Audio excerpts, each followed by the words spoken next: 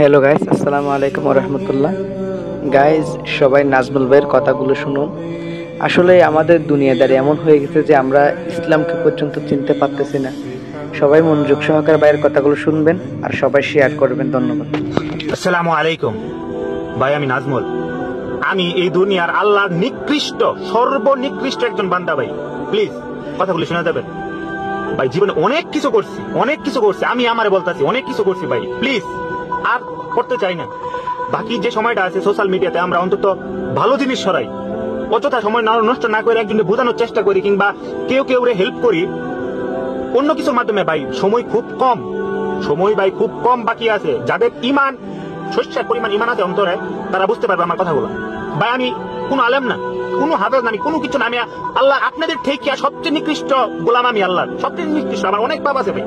Just খালি এইটুকু বলার জন্য আসছি সোশ্যাল মিডিয়াতে ভাই গান বাজনা এগুলা টোটালি বন্ধ করে দেন ভাই প্লিজ। সময় আগের মতো না। আমরা যা করছি আগে পাস্ট ইজ পাস্ট, গেছে গা খালাস। এই ভবিষ্যতের জন্য প্লিজ ভাই দয়া করে সোশ্যাল মিডিয়াতে কেউ গান বাজনা এইসব করবেন। যা যতটুকু নিজে সম্ভব হয় হাদিস ছাড়েন, কোরআন তেলাওয়াত ছাড়েন, একজনকে বোঝানোর চেষ্টা করেন যাতে মানুষ আগ্রহ হয়ে সামনের দিকে ধাবিত হয়। ভাই অবস্থা খুব খারাপ পৃথিবীর। যদি চিন্তা করেন ভাই, একমাত্র ইরান বাদে, বাংলাদেশ বাদে, মালয়েশিয়া, সিঙ্গাপুর, হাতে গোনা 4-5টা কান্ট্রি, মুসলমান কান্ট্রি বাদে সব কান্ট্রির দিকে যদি আপনি একটু ঠান্ডা মাথায় চিন্তা করেন ভাই, শেষ।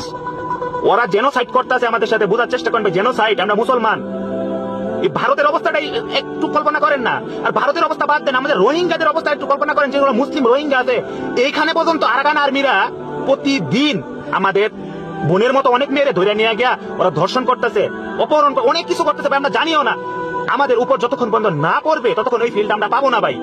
বুঝার চেষ্টা করেন। এর আগে আমি বলেছি ভাই, এসব থেকে খাস দিলে তো অবাক করেন, আল্লাহর কাছে সবকিছু মাফ চান, বলেন যে আল্লাহ আমি পাপী, আমার সাহায্য করো তুমি, তোমার সাহায্য দরকার আমার।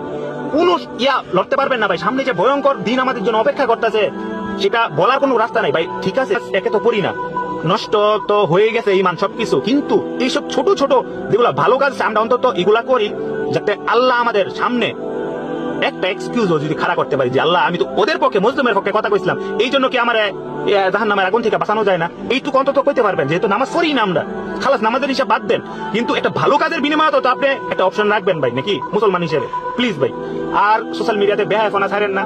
যারা ছাড়ে তাদের বুঝান, নিজে ভালো চলেন, অন্যদেরকে চেষ্টা করেন আনার জন্য, এগুলা বুঝানোর জন্য। ঠিক আছে, হাদিস ছাড়েন যাতে সবাই একই হয়, সামনে কিভাবে চলতে হবে আমাদের এগুলা বুঝে। প্লিজ ভাই, দুনিয়ার অবস্থা ভালো না ভাই।